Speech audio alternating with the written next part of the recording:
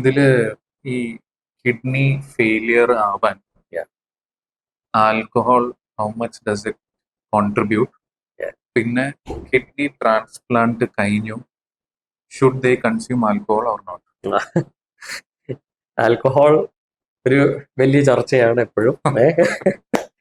അപ്പൊ കിഡ്നി എന്ന് വെച്ചാൽ ഈ പറഞ്ഞ പോലെ ഇപ്പൊ ചെറിയ ഇതില് കഴിക്കാം എന്ന് പറയുന്ന ആൾക്കാരുണ്ട്.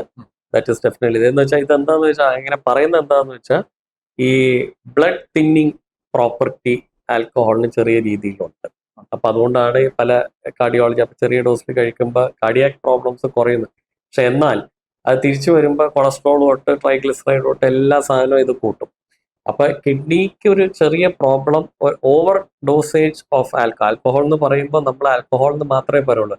എത്ര പെഗ് കഴിക്കും, എത്ര എണ്ണം കഴിക്കും എന്നുള്ളത് ആരും consumption is we are not same.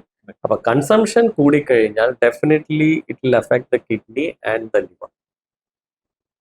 Consumption കൂടിക്കഴിഞ്ഞാൽ പ്രോസ്റ്റേറ്റ് എല്ലാ ആണുങ്ങൾക്കും 50 വയസ്സ് കഴിഞ്ഞാൽ പ്രോസ്റ്റേറ്റ് ഗ്രന്ഥിയുടെ പ്രോബ്ലം ഉണ്ടാവും. അത് ചെറുതായാലും വലുതായാലും പ്രോസ്റ്റേറ്റ് ഗ്രന്ഥി നമ്മൾ യൂറിൻ പോകുന്നതിന്റെ അവിടെയുള്ള കാര്യം. ആൽക്കഹോൾ കൂടിക്കഴിഞ്ഞാൽ പ്രോസ്റ്റേറ്റിന്റെ അവിടെ കൺജഷൻ വരും, മൂത്രം ഒഴിക്കാൻ വരെ പ്രോബ്ലം ഉണ്ടാവും. അപ്പൊ അത് നമ്മുടെ ബോഡിയുടെ പ്രശ്നമായിട്ട് കരുതരുത്, ആൽക്കഹോൾ കൊണ്ട് മാത്രം വരുന്നതാണ്. അപ്പൊ പ്രോസ്റ്റേറ്റും ട്രീറ്റ് ചെയ്യാൻ at the same time we should reduce alcohol. അപ്പൊ പ്രോസ്റ്റേറ്റിന് മരുന്ന് കഴിക്കുന്ന ആൾക്കാർ ചിലപ്പോൾ ഒരു ഡോക്ടർ രാത്രി ഒരു പെഗ് കഴിക്കാവോ എന്ന് ചോദിക്കും. കഴിച്ചോ, മൂത്രം പോകാൻ ബുദ്ധിമുട്ട് വന്നാൽ അത് നിർത്തേണ്ടി വരും. അപ്പൊ നമ്മളെന്താ പറയാ?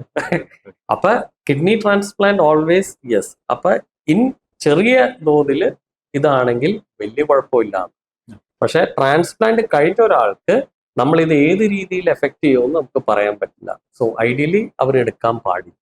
സ്മോക്കിംഗ്, ആൽക്കഹോൾ, ഈ വക കാര്യങ്ങളൊന്നും പാടില്ല. മോഡിഫിക്കേഷൻ വേണം. That has to be. ഞങ്ങളുടെയും ഇഷ്ടം പോലെ പേഷ്യൻസ് ഉണ്ട് ബിഫോർ ദ ട്രാൻസ്പ്ലാന്റ് അവർ ഇഷ്ടം കൺസ്യൂം ചെയ്തുകൊണ്ടിരുന്നതും ഒക്കെ ഉണ്ട്.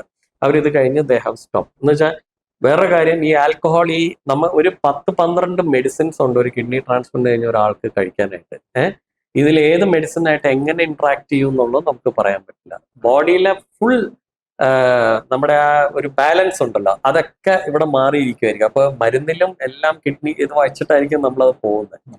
ഇത് അപ്പൊ ഹൗ ഇറ്റ് വിൽ എഫക്ട് എന്നുള്ളൊരു കാര്യം. അടുത്ത കാര്യം, ആൽക്കഹോൾ ലിവറിനെ ഏറ്റവും കൂടുതൽ എഫക്ട് ചെയ്യുന്ന കാര്യം.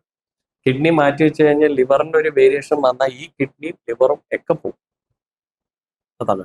പിന്നെ ലിവർ പ്ലസ് കിഡ്നി ട്രാൻസ്പ്ലാന്റ് വരുന്ന ആൾക്കാർക്കുണ്ട്. അപ്പൊ കിഡ്നീനെ വൃക്കേനെ ഈ ലിവറിനെ ചെറുതായിട്ട് ഈ ആൽക്കഹോളിന് എഫക്ട് ചെയ്ത ഹെപ്പറ്റോ റീനൽ സിൻഡ്രോം എന്ന് പറഞ്ഞൊരു സാധനമുണ്ട്. ലിവർ വഴി കിഡ്നീനെ എഫക്ട് ചെയ്യുന്നത്.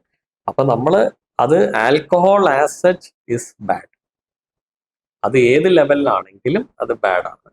അപ്പൊ ഈ പറഞ്ഞ പോലെ നമ്മൾ ഈ ആസ്പിരിനും ബാക്കി കാര്യങ്ങളും മെഡിസിനും എല്ലാം എന്നല്ല ഞാൻ പറയണത്.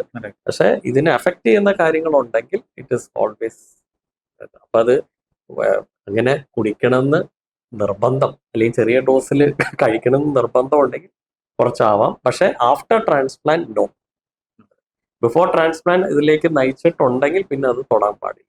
അതാണ് അതിനകത്ത്. പിന്നെ cancer changes, it is definitely ഒരു കാർസിനോജൻ ആയിട്ട് തന്നെ നമുക്ക് കരുതാം. അത് എപ്പോ എങ്ങനെ നമ്മളെ എഫക്ട് ചെയ്യുന്ന, ലിവർ ക്യാൻസർ വരാവുന്നതാണ് ആഫ്റ്റർ ദിസ്. ഇത് ഡയറക്ട്ലി കിഡ്നി ക്യാൻസറോ അങ്ങനെ കാര്യങ്ങളോ എഫക്ട് ചെയ്യില്ല. പക്ഷെ റീനൽ ഫെയിലിയർ പല രീതിയിലും അത് എഫക്ട് ചെയ്യാം. ആൽക്കഹോൾ കൺസംഷൻ കൂടിക്കഴിഞ്ഞാൽ കൊളസ്ട്രോളും ഇതും പാൻക്രിയാസ് ഒക്കെ അഫക്ട് ചെയ്ത് ഡയബറ്റിസ് വരാം. ഡയബറ്റിസ് മതി കിഡ്നി ഫെയിലിയർ വരാൻ. It is irreversible. Everything is connected. അല്ലാണ്ട് ആൽക്കഹോൾ നേരിട്ട് ഇപ്പൊ ഒരു 30 ml ആരെങ്കിലും ഒഴിച്ചു ഒന്ന് കഴിച്ചു എന്ന് വെച്ചാൽ അത് നേരിട്ട് നാളെ കിഡ്നി പോയി എന്നുള്ളതല്ല ഞാൻ പറയുന്നത്. But you have to be careful. Someday something may happen. Yes.